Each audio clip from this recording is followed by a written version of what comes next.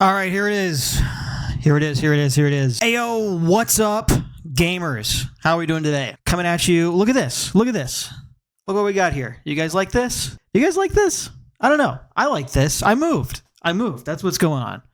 I moved, and it's kind of been a big change for me, and that's where I've been. And you know how it is. Moves. Am I right? Anybody? Any movers in chat? No, don't do that. That's stupid. That's stupid, Sam. Don't say that. Drop a comment down below if you've ever moved before. Anyways, yeah. Happy 2025, guys. Happy 2025. I'm here. I'm gaming. I hope you are. I hope you are also gaming. If not, then get to it, because that's kind of what we're going to be talking about in this video today. We're doing videos now. How about that? We're doing videos. I decided that I'm doing a video. I felt like I wanted to get some info out there about what I'm doing in 2025, what I personally am doing in this year. Thought about maybe making a blog post or just keeping it to the Discord server or whatever. But who doesn't love a good video, right?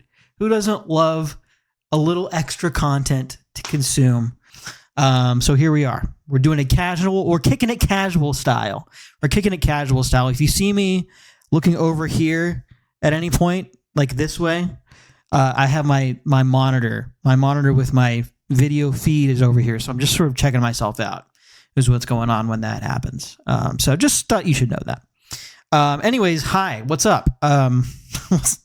Studio Spicy 2025, a new year, a new me, a new company, a new studio, new games, new things happening. We're going to talk about it. We're talking about it right now. Basically, there's three things that I want to talk about in this video, three sections that we'll break it down into. Maybe I'll point over here. Maybe I'll point sort of on the screen somewhere, and the sections will pop up. So the first section, what we're going to do, I'm pointing at it. We're going to do projects. So I'm going to talk about the new projects coming in 2025, Studio Spicy. And then I'm going to talk about streaming. Okay? Streaming. Somewhere right in here is where that's going to go. Right there, maybe. And then finally, I'm going to talk about some events right there at the bottom. How about that? We're going to do events. So yeah, why don't you join me on this wacky ride where I discuss my plans for my fledgling company in 2025. Cool. Let's, why don't we, let's gotta get to it. Chop. Sound good? Let's just dive right into it. What do you guys say we just dive right in? All right, guys, let's jump right into it. 2025 starts now. Huge plans for 2025 starts right now. Here we go. Awesome. All right, let's start things off strong with projects. Now, this is, of course, probably what most people are going to be most interested in. That's why I put it at the top of the video. If you don't care about my streaming schedule or live event schedule, you can just skip. Look, I'm being very nice to you. I'm putting the projects at the front. I'm telling you about the games, and you can just get on out of here. Now, the first project I want to talk about is something that's maybe going to come out of left field for some of you guys. But if you're coming here from the Play community, then this is the only thing that you know about. And frankly, maybe the only thing that you care about. I mean, I hope that's not true. Hopefully you care about my other games too. But let's be realistic here. Second season is probably at the top of your priority list for Studio Spicy games in 2025. So second season, that's project number 1. Let's talk about what that is. So second season is a game that is already currently out. You can go to plaay.com right now and buy a copy of it. It's my dad's game. It's something that he's had out for got to be over 30 years now. It is a football sports simulation board game. So for those uninitiated, I usually explain it as imagine D&D, but for football. It's kind of the same deal. You've got players, they've got stats. Well, you've got teams that have stats, and then you'll pair them up against each other, and you're basically just going to watch a football game unfold on your tabletop. Usually what this means is that there's not a ton of decision-making involved, but I think for the version that I will be producing, there will be, I'm going to try to find some ways to introduce some decisions to be made into the game. And I know there already are some decisions. Like you can call different plays and Honestly, I don't really know what the decisions are. I'm going to be figuring that out real soon when I stream my learning process of second season, but we're going to get to that later. There's a whole section. Guys, for streaming. We're going to wait till we get to the section for streaming to talk about the second season stream. But anyways, so that's happening. I think, the main differences are quality of the components, component quality. And then there will also be a difference in, what's included in the box. So there's going to be a few extra goodies included in the box that don't come in the current game as it currently stands. And then there will also be some updates, not to the core. Okay, let's talk about this.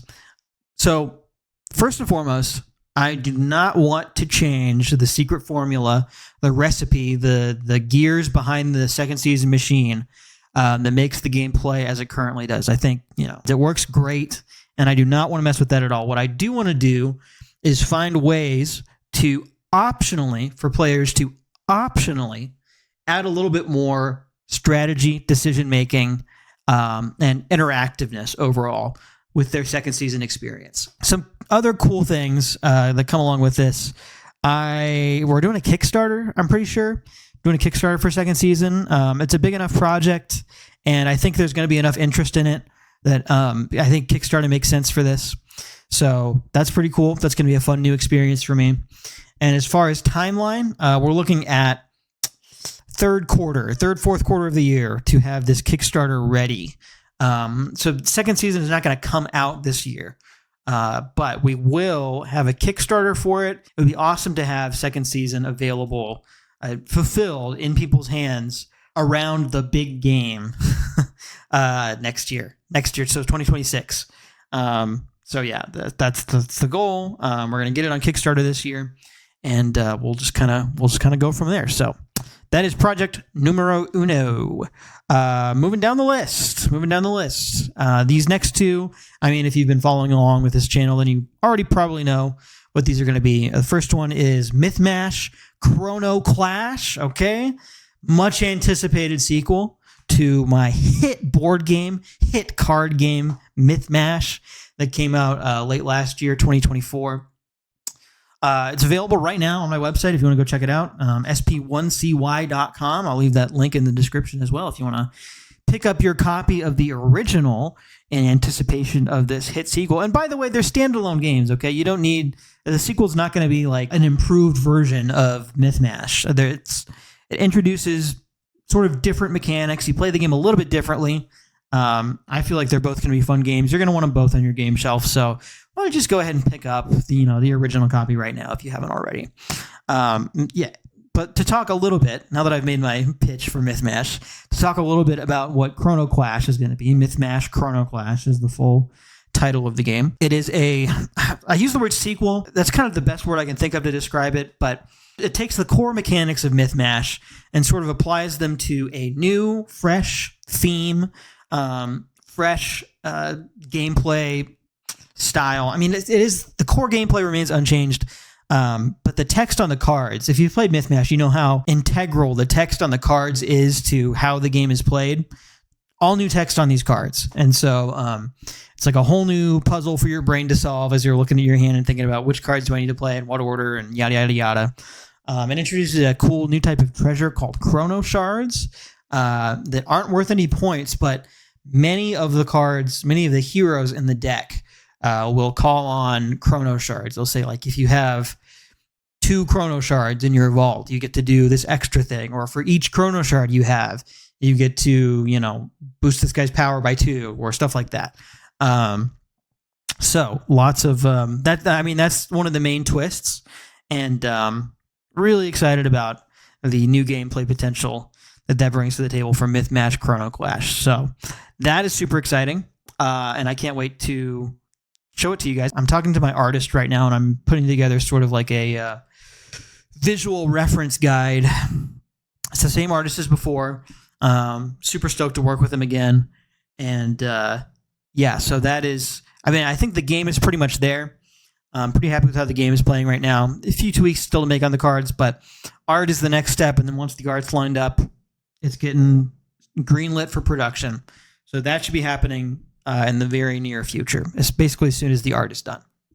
Okay, so that is MythMash Chrono Clash. Now let's move on to the last one, the last project that I'm talking about, and that is, of course, why don't I stand over here, put the logo right here, Kudos! Kudos, kudos, kudos. Let's go, Kudos. Any Kudos enjoyers in the chat? Anybody hanging out here? Kudos their favorite game? I know there's one of you. I know there's at least one. Drop a comment down below if you love Kudos. Love my crazy card game, Kudos. Please drop a comment down below. Anyways, Kudos. It used to be called Cards with Shapes because that's what it is. There's cards and they have shapes on them, and you're collecting cards. And as soon as you have 3 cards that have the same shape on them in front of you, why am I like giving the pitch for the game right now? Just go watch my videos. If you have 3 cards with the same shape on them in front of you, you take those cards and you take everybody else's cards that have that shape on them too, and you put them in your collection, and now those are yours to keep and nobody can steal them anymore. And you want to collect as many shapes as you can, and whoever has the most shapes at the end of the game wins the game, and you get points for the shapes. The shapes give you points. The shapes give you points, and if you have the most shapes at the end of the game, then you have the most points, except for stars. Stars don't count for points. Stars are tiebreakers, and if you have X's, you don't want those. Those are bad. Don't have X's. You lose points if you have the X's. Anyways, so Kudos is like a pretty chill game. Pretty simple. Pretty like, you just kind of throw it on the table at a party. You got grandma comes over, grandparents come visit. You're like, what are we doing? We're just sitting around here. Well, let's throw Kudos down. It's just like that. That's like, come on, anybody can play Kudos. Come on. What are you talking about? Come on. Anyways, that's happening. Kudos is happening, and that's it. I think it's going to be called Kudos. I'm not quite sure yet. The last piece of the puzzle for me on that one is trying to figure out what the heck I'm doing about these Kudos cards. So right now there's this mechanic in the game where whenever you steal cards from other players, you have to like give them, when I say the pitch, I'm like, well, stealing isn't very nice. So to make up for it, you have to give them one of these Kudos cards that has a little compliment on it. So the cards have like little compliments on them, but I don't love the way that the compliments sound. And I'm trying to come up with a way for it to not get stale as you play the game more. A lot of people have been saying that like prompts would be the way to fix that. Like instead of just a compliment written on the card that you read to somebody, you give it, the card as a prompt on it, and it says like, say something nice about their outfit. And you say, wow, that shirt rocks. But there's the thing. I mean, you see it in action, why that maybe doesn't work as well as Will and other people, but mostly Will thinks it will. It's just like you have to come up with something on the spot, and also like how many different prompts can you even come up with for? I personally am having a hard time coming up with prompts for these compliment cards, so I might just go with a more generic like bonus card. They're just called bonus cards. There's no, anyways. You don't need to hear the whole spiel about this right now. Just know that I've got a game. It's called Kudos. It's really fun. I've got one last piece that I'm trying to figure out with it. But once that's done, it's coming to production. And 2025 Kudos, it's happening. So that is the main 3. Those are the 3 that I am confident in committing to for 2025. Okay. Now that doesn't mean that that's all the projects I've got in production. I've got 2 other ones that I want to touch on, but these ones, no promises, guys. No promises here. That might be 2026, but let's just talk about them anyways. So the first one, Gachapon. Okay. No surprises there. I've got lots of Gachapon content on the channel right now. If you're interested at all, you can go check it out. Basically, you're collecting toys. I got inspiration for this game while I was in Japan. My past 2 trips that I kind of go to Japan all the time. What's up with that? Why am I such a Japan enjoyer? Anyways, so there I am. So here I am in Japan, right? And I'm looking around the corner, and they've got all these what's called Gachapon machines, okay? We have them sort of here in the States, but they're way better in Japan. And it's the things where you, like, put the coin in, and then you twist the knob, right? There's, like, a dial, and you turn the dial, and then, like, a little capsule comes out, and it's got a little toy inside. How neat. How fun. And so in Gachapon, you were collecting toys a la Gachapon machines. You don't know which one you're going to get, but you can like sort of look inside the machine and see like, oh, maybe that one's coming out next. And anyways, you collect the toys. The toys have like little powers and things on them. And the idea is that you're eventually going to sell them and you're trying to turn a profit. You're pawning off the Gachapon toys. Gacha is where the title comes from. It's called Gachapon. PAWN, like selling, like you sell the toy. Anyways, so that's Gachapon. Last one. What's the last one? Oh yeah, it's History Maker Baseball. History Maker Baseball. Check this out. History Maker Baseball is another sports game. So once again, if you're here from Play, very exciting for you. If you're not here from Play, I hope it's also exciting for you, because I'm excited about it, and I'm not even really that big of a sports fan, guys, if we're being totally honest. But I am a role-playing game fan, and I know History Maker Baseball, not a role-playing game right now, and I don't intend to change the game, much like second season. I don't intend to change the game to make it a role-playing game, but I would like to add in some optional RPG elements that you could use or not use as you play out your History Maker Baseball game. So, yeah, that may or may not happen in 2025. We'll see what the process is like for second season. And if I feel like, hey, there's a lot of hype here, it doesn't take that long for me to whip this together, might be able to just like do History Maker Baseball at the same time, get those shipped at the same time, do one Kickstarter campaign for both of them. That would be certainly an efficient way of doing things. We'll see if I can sort of jam that into the schedule. So like I said, probably we're not doing both of those. I don't really see a world where we're doing Gachapon and History Maker Baseball, but a guy can dream, right?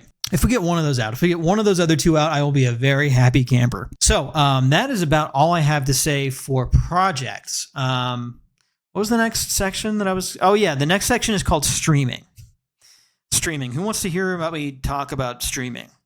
Okay, so I'll be so real, guys. This streaming, I don't really know what to say about streaming. There's one thing that I do want to mention, and that is that next week, I mean, if you're watching this like the day or the week that it comes out, next week, February 2nd through the 9th. Well, it's not going to start on the 2nd. It's Monday, Tuesday, Wednesday, Thursday, Friday. I'm 5 consecutive days. I'm going to be streaming second season gameplay here on the, well, not here, on the Studio Spicy Twitch channel. The VODs will come back to this channel afterwards if you'd rather watch it that way, if you can't watch it live. So, but if you want to watch it live, it's going to be better live. Come on, you want to get in there. You want to be commenting. You want to be like backseat gaming me, right? You want to be showing me how to play second season. So definitely go drop the Twitch channel a follow, because that's where I'm going to be streaming all this stuff. All right, so that's the one thing that I want to say for streaming. Outside of that, let's real talk for a second here. Guys, streaming is tough, okay? This is the conclusion that I'm coming to, is the streaming is like kind of tough. Streaming is oftentimes a source of disappointment for me. It's a little bit disheartening for me to, try to come up with content, think about content, turn on the stream, have like 3 people watching. And when that happens, I get very sad and I turn the stream off, and then I don't want to do it again for like another couple weeks. And I know that the secret to success with streaming is consistency. I think the people that are successful at streaming are the people that turn the stream on at the same time every day, every week, every month for multiple years. And like over time, you just kind of grow a following. But yeah, I don't know. So to back up for a second, to take this kind of big picture, my vision all along for Studio Spicy has been game design done live, right?